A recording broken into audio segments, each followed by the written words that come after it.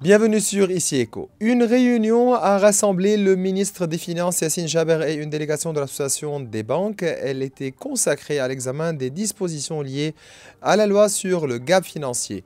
Les discussions ont porté sur la manière dont les banques, l'État libanais et la Banque du Liban doivent gérer le déficit existant ainsi que sur la réévaluation de la situation des banques conformément à la loi sur la restructuration du secteur bancaire et à la détermination des pertes. Cette réunion faisait suite à la rencontre houleuse tenue au ministère des Finances qui avait mis en évidence un désaccord clair entre l'association des banques et le ministre Jaber.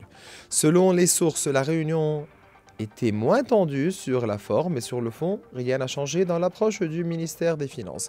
Aucun accord sur plusieurs points liés à la loi du gap financier et la restructuration bancaire.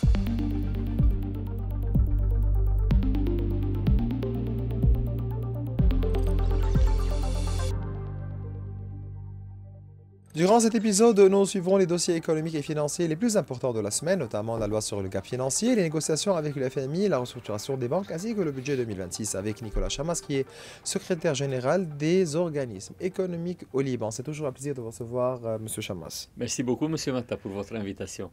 À ce stade, les signaux ne sont pas encourageants concernant l'approche du gouvernement sur la loi du gap financier et la restructuration des banques, fondée essentiellement sur les directives du FMI. Le gouvernement insiste pour revenir à la case de départ dans la qualification de la crise actuelle, alors même que le ministre des Finances, Yassine Jaber, a informé les participants que l'exécutif reconnaît désormais que la crise que traverse le Liban est une crise systémique. Êtes-vous d'accord pour dire que les choses ne sont pas rassurantes à la lumière des réunions et à l'approche concernant la loi du gap financier? Oui, je suis d'accord et je vais m'exprimer en mon nom personnel parce que le sujet est ultra sensible et je ne voudrais pas engager l'ensemble des organismes économiques. Je suis d'accord avec votre introduction, Monsieur Matta. En fait, le FMI nous demande de réviser la loi qui avait été votée, qui a trouvé un consensus dans le pays. Il y avait, si vous vous rappelez, un petit comité, c'est-à-dire les deux ministres concernés, économie, finances, puis le gouverneur de la Banque centrale. Et Amer El-Sad, Exactement. ainsi que M. Ensuite, Karim Saïd. le gouvernement a adopté ce texte qui a également été voté au Parlement et approuvé par le président, publié au journal officiel. Il y a eu même un recours devant le Conseil constitutionnel qui a validé la loi quasiment dans son ensemble. Donc le FMI est revenu avec une copie de 24 amendements qui sont proposés. Et maintenant, les amendements deviennent quasiment des dictats sur une loi qui ne contient que 37 articles, c'est-à-dire 2 tiers des articles sont en jeu. Alors, il y a certains amendements qui sont, disons, de nature pratique. Je vais donner un exemple. La haute commission bancaire comporte 2 chambres. Dans la seconde chambre, qui est en charge, disons, de solutionner la crise actuelle, il y avait 8 membres. Okay? Les 2 derniers membres, l'un d'eux représente l'institution de la garantie des dépôts.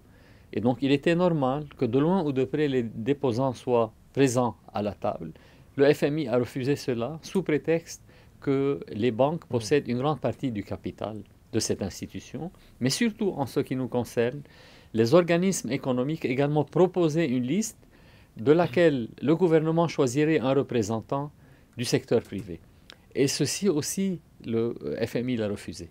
Alors naturellement, c'est une source de frustration pour nous. C'est clair. Comment est-il possible que le secteur privé, qui est le premier utilisateur des banques, parce que tous nos comptes sont dans les banques, les comptes d'épargne, les comptes courants, les comptes où nous payons nos salaires aux salariés, tout ce qu'il y a comme facilité bancaire, les crédits, tout cela, ça fait de nous le premier utilisateur du secteur bancaire du pays. Alors nous avons naturellement un avis à donner, mais le FMI a estimé qu'il serait mieux que nous soyons absents.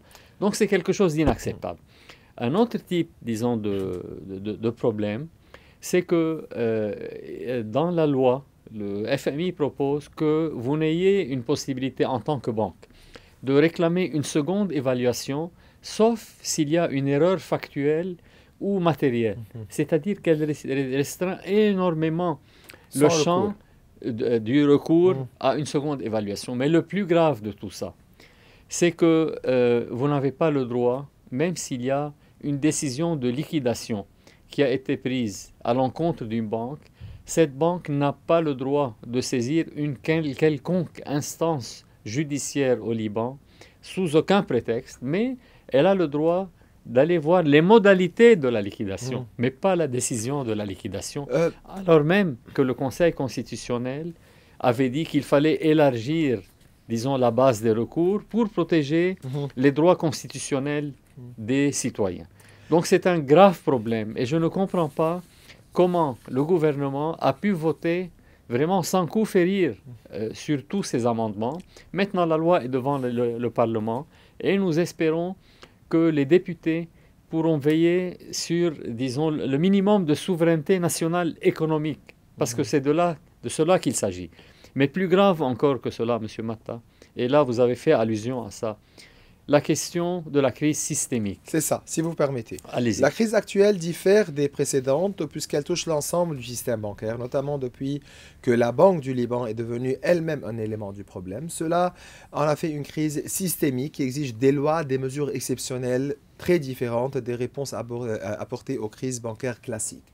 Donc, pour ceux qui refusent encore d'admettre cette réalité, que leur répondez-vous? Je leur rappelle que la réalité est évidente. Parce que rappelons-nous comment la crise a commencé. C'était d'abord une crise politique. Elle est devenue financière avec le déficit chronique du budget de l'État et un endettement en roue libre. Ensuite, nous avons été vers une crise monétaire, économique, bancaire. Donc, le dernier maillon de la chaîne est la crise bancaire. Ça, c'est de un. Donc, c'est une crise nationale avant même d'être systémique. En second lieu, si vous regardez la description d'une crise systémique par le FMI lui-même, c'est-à-dire quand les institutions financières sont en situation de cessation de paiement, toutes sans exception, c'est-à-dire que nous sommes devant une crise systémique. Ensuite, regardez l'ampleur de la crise, M. Matta. Nous parlions d'une crise qui représente 3 fois le PIB du pays et qui touche tous les déposants, toutes les banques, toutes les entreprises du secteur privé, tous les foyers libanais. Ça ne peut être qu'une crise systémique. Et là, ce n'est pas une différence de vocabulaire. Le Fonds monétaire international sait qu'une fois qu'il aura admis, disons, de caractériser la crise en systémique, il faudra alors faire assumer à l'État une partie de ses responsabilités et elles sont très grandes. Mais si la crise est systémique, comme les acteurs eux-mêmes l'affirment, comment peut-on traiter avec cette crise par des lois ignorant sa nature? Je pense qu'il y a de la mauvaise foi dans tout cela, parce que des recherches ont été faites par donc, certains experts. Sans exception, M. Matta, quand il s'agit d'une crise systémique, vous devez avant tout, débarrasser le système financier, disons, le purger de certains abus. Et c'est ce que le gouverneur de la Banque centrale essaie de faire, en essayant de supprimer, disons, certains postes financiers qui n'ont pas lieu d'être, par exemple, de l'argent qui est illégal, qui est des biens mal acquis, etc., pour réduire un peu la voilure.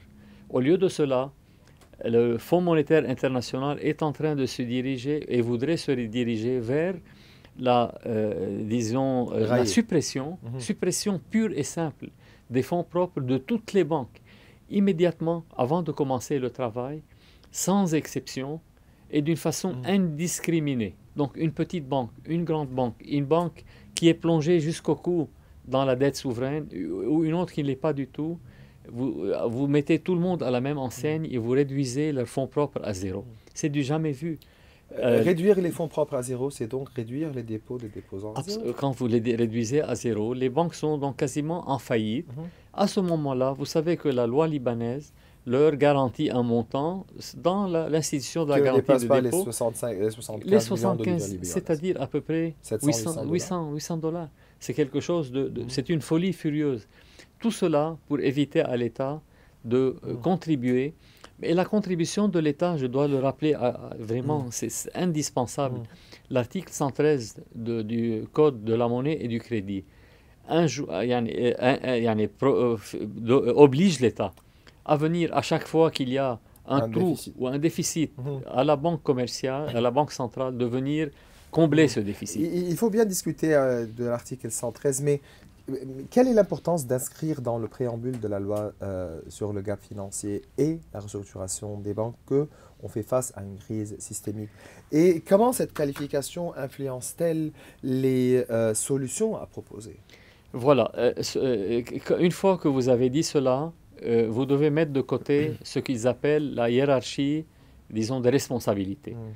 Parce que vous vous retrouvez donc à l'intérieur d'une banque. Si ce n'est pas une crise systémique, Monsieur Matta, Mhm. vous fermez la porte de la banque et vous commencez par, disons, en cascade. Les premiers responsables sont les actionnaires, ensuite les prêteurs et ensuite, en fin de compte, les déposants. Mhm. Quand c'est une crise systémique, il y a deux étages au-dessus. Il y a la Banque centrale et il y a l'État L'État. libanais. Mhm. Donc, le FMI est en train vraiment de tout faire pour éviter à l'État d'assumer de quelconques responsabilités. Mais l'État lui-même, naturellement, il y a de grosses responsabilités qui lui incombent, et de même à la Banque centrale. Mais la Banque centrale, Mhm. à cette différence près, qu'elle n'est pas en train de nier, vous voyez, les engagements financiers qu'elle a. Chaque 2 fois par mois, comme vous le savez, la Banque centrale publie ses comptes et rappelle qu'elle doit aux banques commerciales à peu près 83 milliards de dollars. Donc elle ne se dérobe pas à ses responsabilités. Vous voyez? Mais il y a l'État et avec lui le FMI Mhm. voudrait effacer tout cela parce que l'idéal pour eux, c'est un client souverain qui n'a pas d'autres obligations à part la leur, c'est-à-dire les 3 ou 4 malheureux milliards qu'ils vont nous prêter. Et en face de cela, ils vont déclencher un cataclysme financier. Mhm. Parce que ce n'est C'est assez pas quelque catastrophique. chose, hein, C'est exactement, catastrophique. c'est une catastrophe parce que c'est un effet miroir. Si vous supprimez les 83 milliards Donc, de la Banque centrale, vous devez supprimer en face les 83 milliards de dépôts dans les banques commerciales.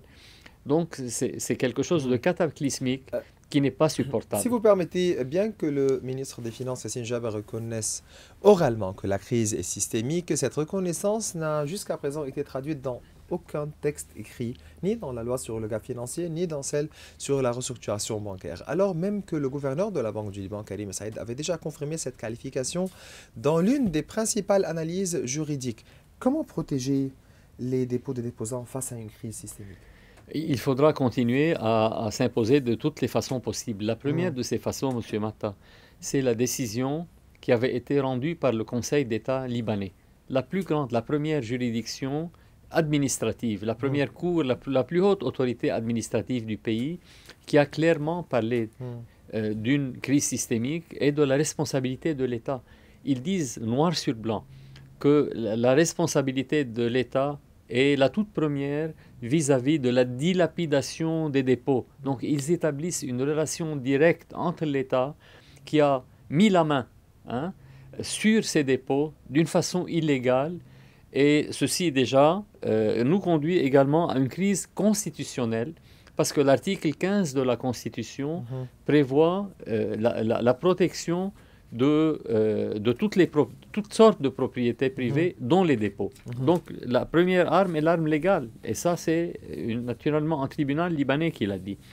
D'un autre côté, il y a donc cet argument économique qui est en train d'être porté par la Banque centrale et par la communauté économique. Parce que la communauté économique sait qu'il n'y a pas de démarrage, il n'y a pas de sortie de crise possible sans un secteur économique, un Mhm. secteur bancaire qui soit fort. Et aujourd'hui, si vous venez tout simplement, sans aucune autre forme de procès, rayer les capitaux des banques, il ne se trouvera personne Mhm. pour les Mhm. recapitaliser. En plus de cela, Monsieur Matin, il y aura une marée de litigations et disons, de recours judiciaires contre l'État libanais et contre la Banque centrale. Et avec cela, il y aura les relations Avec avec les banques les correspondantes. banques au Liban et les banques correspondantes Ouais. souffriront ou même seront Hmm. quasiment coupées. Le gouvernement insiste sous les recommandations du FMI pour ne pas qualifier la crise de systémique afin d'échapper à ses responsabilités dans la prise en charge des coûts et des dettes. Dettes qui ne sont en réalité que les créances de la Banque du Liban envers les banques et donc le dépôt des déposants. Êtes-vous d'accord avec cette lecture? Je suis d'accord pour continuer la lutte et heureusement qu'il n'y a pas eu de loi qui soit adoptée quelques années plus tard, mais qui aille à l'encontre du bon sens Mhm. économique et qui aille à l'encontre des intérêts des déposants. Mhm.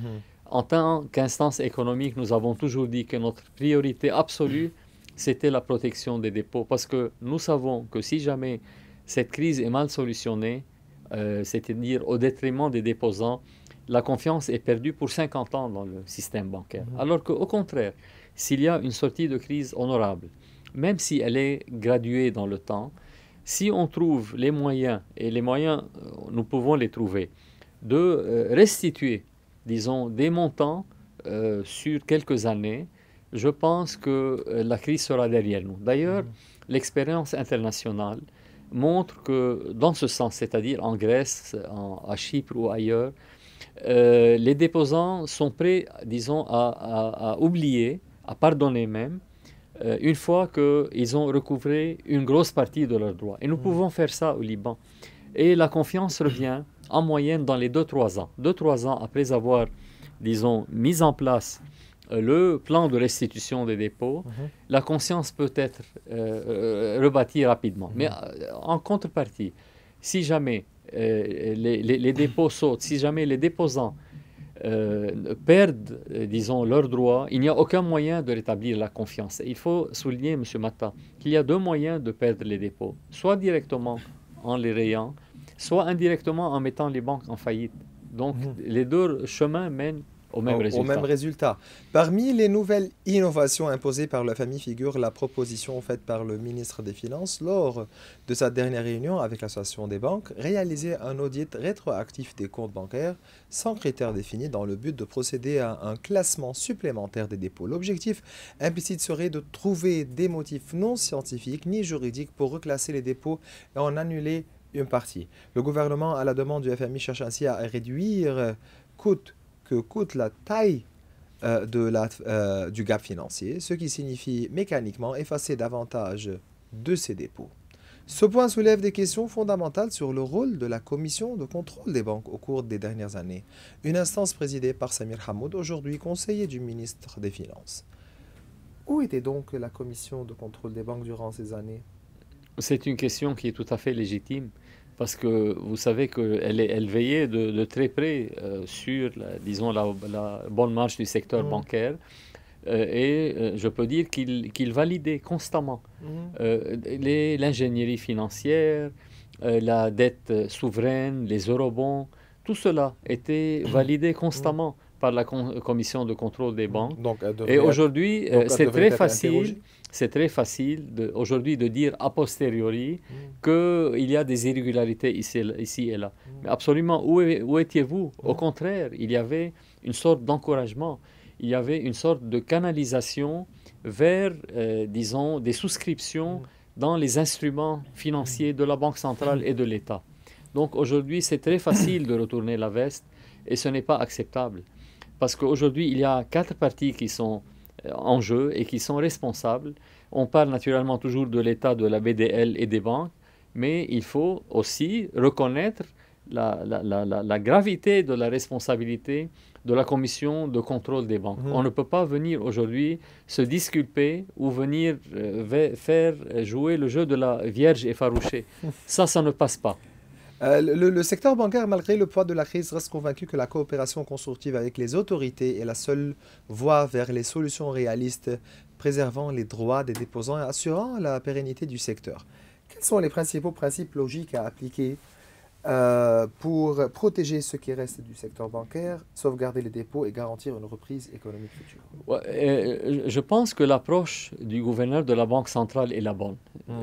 C'est à trois niveaux. Le premier niveau, essayer de réduire la voilure et purger le système des irrégularités Hmm. dont il a parlé pour essayer d'équilibrer le bilan de la Banque centrale, c'est-à-dire de baisser d'à peu près de 83 milliards à 50 milliards. Ça, c'est la première étape. La deuxième étape, c'est d'établir des priorités. Naturellement, tous les déposants ont les Hmm. mêmes droits, Hmm. mais il y a les droits, il y a les priorités. Vous voyez, c'est pour ça qu'il faut commencer par les 100 ou 150 000 dollars pour la majorité donc, des déposants qui constituent à peu près 85% de la totalité.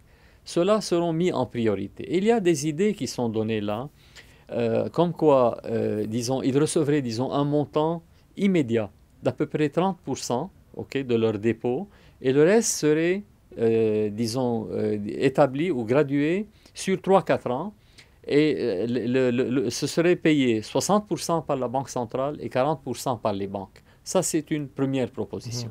Après cela, tout ce qui est au-delà de 100 000, ce serait étalé sur plutôt 5 ans au lieu de 3 ans. Et là, on parle des premiers 100 000 dollars qui seraient supportés à parité, 50% par les banques, 50% par la BDL. Et tout ce qui est au-delà des 100%, la question aujourd'hui est de leur donner des asset-backed securities, c'est-à-dire des papiers financiers qui sont adossés à des avoirs de la Banque centrale et pas l'État libanais, parce que l'État libanais n'est pas crédible, alors que la Banque centrale s'adosse sur beaucoup d'actifs, notamment l'or.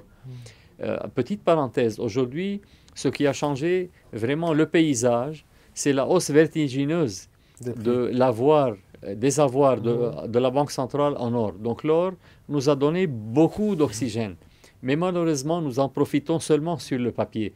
C'est pour ça que les avoirs sont de 50 milliards et non pas de 25, comme c'était le cas il y a peut-être moins de 2 ans. Il faut essayer de profiter de l'or d'une façon ou d'une autre. Naturellement, vous et moi, nous sommes bien conscients de la loi de 1986, mais les lois sont faites pour être révisées. Certainement. Et non pas dans le sens d'une vente, d'une liquidation de l'or, mais d'un investissement, disons d'une location. De cette plus-value. Exactement. Il faut, le gouverneur dit « sweat the gold », c'est-à-dire que laisser l'or, non pas s'endormir dans les coffres-forts de la Banque centrale, mais essayer de courir un peu et assurer la liquidité qu'il faut. Nous sommes naturellement en besoin de liquidité. Et la roue économique ou la machine économique est grippée parce que nous manquons de liquidité. Vous êtes toujours convaincu qu'on fait face à une crise de liquidité et non de solvabilité? Je le pense. Nous sommes aujourd'hui, après, disons, avec la hausse de l'or et les 4 années, 5 années qui ont passé, je pense que nous sommes à mi-chemin entre la crise de liquidité et de solvabilité. Mais une fois que ce plan aura été mis en marche, je pense que nous irons vers une crise de liquidité classique qui sera beaucoup plus facile d'adresser en fin de compte. Donc, cette feuille de route est aujourd'hui quasiment établie. Il faut également quelque chose que vous et moi connaissons bien, faire la distinction entre la dette souveraine et la dette commerciale. Ça, c'est très important. OK. Ça également, et là, non pas une astuce, mais cette grande précision qui a été faite par la Banque centrale elle-même, en disant que voilà, il y a aujourd'hui ces acteurs différents. Il y a, disons, les détenteurs d'eurobonds, disons, à l'étranger pour la plupart. Il y a l'État libanais. Donc, il y a entre l'État libanais et ses porteurs d'eurobonds une relation souveraine. Parce que les eurobonds sont émis par le ministère des Finances libanais, par l'État libanais. Donc, on fait face à une dette souveraine. Exactement. Mais par ailleurs, la dette entre l'État et la Banque centrale, a fortiori entre la Banque centrale et les banques commerciales, est une dette commerciale. Et elle est faite sous la couverture de l'article 13. Pourquoi c'est aussi important de différencier entre les deux? Parce que la dette commerciale est un problème de la BDL et la dette souveraine est un problème de l'État. Le Fonds monétaire, depuis le début de la crise, et avec Lazare il aussi, insiste à regrouper les deux pour créer de la confusion et empêcher une bonne solution du problème comme ça devrait être le cas. En mettant un mur de Chine entre les deux, le gouverneur dit « Écoutez, laissez-moi tranquille avec ces questions des rebonds. Moi, j'ai simplement fait l'émission, j'ai fait le marketing pour le compte de l'État, c'est un problème de l'État. » Mais la différenciation a aussi un impact sur le ratio dette-PIB. Oui, certainement. Et en ce qui concerne le contrôle de la dette. Pour le FMI, regrouper les deux dettes, donc ratio dette sur PIB, le ratio va être aussi grand. Donc, on sent, M. Matla, que le FMI s'échine à noircir le tableau. C'est-à-dire, ils augmentent la dette hein, en faisant l'amalgame entre le commercial et le souverain, et en baissant le PIB. Aujourd'hui, le FMI est en train de parler d'un PIB de 20 milliards, alors que la BDL parle de 28 et d'autres instances parlent de 40. Donc, en gonflant la dette et en baissant le PIB, vous rendez le ratio entre les deux cauchemardesque. On voit qu'ils sont en train de tout faire pour noircir le tableau. Alors que, donc voilà, en séparant les deux. Mais aussi, oui, permettez-moi. Non, simplement en séparant les deux dettes, il est plus facile donc de détricoter le problème et d'arriver à des solutions qui soient distinctes. Mais les chemins envisagés par le FMI, donc vous dites que c'est l'effacement des capitaux bancaires existants et la création de nouvelles banques pose une question cruciale. Qui remboursera les déposants? Mais c'est tout le problème. C'est pour ça que les déposants doivent être conscients de la gravité de la situation et que si l'approche actuelle du FMI continue, nous allons droit dans le mur et les déposants avec nous. C'est pour ça que les déposants ne s'y sont pas trompés, M. Mattakan. Il s'agissait de débattre de la question des 16 milliards qui sont dus par l'État à la BDL. Les déposants sont descendus dans la rue devant la BDL pour dire que cet argent doit être restitué à la BDL. Plus la BDL est liquide, plus elle possède des moyens, plus l'État restitue la dette, plus les déposants ont des chances de recouvrer leur argent. Donc, c'est pour cela qu'il faut que les déposants soient dans le camp des défenseurs de la BDL. Aujourd'hui, le meilleur ami, la meilleure garantie, le meilleur filet de sauvetage des dépôts, c'est la Banque centrale. C'est ça. La clé de la sortie de la crise réside dans le respect par l'État de l'article 113 du Code de la monnaie et du crédit et dans la recapitalisation de la BDL pour combler son déficit. Vous avez bien mentionné au début de cette discussion l'importance de cette mesure. Quelle est l'importance de cette mesure? L'article 113? Oui. OK. L'article 113 est éminemment important, puisque ce n'est pas une option, c'est une obligation. Et à chaque fois, vous vous rappelez qu'il y a certains beaux esprits qui disent oui, mais l'État, il n'y a pas eu de dette officielle ou quoi que ce soit. Ici, il y a le législateur qui, depuis 50 ans, a obligé l'État libanais à secourir la Banque centrale en situation de déficit. Il y a une estimation. De tout temps, on parlait de l'article 113 sans donner d'estimation. Aujourd'hui, si l'État avait appliqué cela en temps et en heure, la BDL aurait eu dans ses coffres à peu près 10 à 15 milliards de dollars en plus, ce qui nous aurait évité une énorme partie des problèmes actuels. Également, certaines personnes de mauvaise foi, certains responsables de mauvaise foi, vous disent oui, mais ça s'applique année par année. Ah bon? Depuis quand les comptes financiers s'arrêtent au 31 décembre et on remet les compteurs à zéro et on repart le 1er janvier? Mais c'est une foutaise. C'est quelque chose de cumulatif. C'est un processus qui ne s'arrête pas. Et la responsabilité de l'État, 10, 15, 20 ans plus tard, n'est pas annulée parce que la loi prévoit spécifiquement que l'État devra combler ce déficit. Nicolas Chammas, secrétaire général des organismes économiques au Liban, c'est toujours un plaisir de vous recevoir. Merci beaucoup, M. Matta. Bien voilà, mes chers téléspectateurs, nous arrivons à la fin de cette émission. Vous pouvez revoir tous nos épisodes sur nos réseaux sociaux. Au revoir.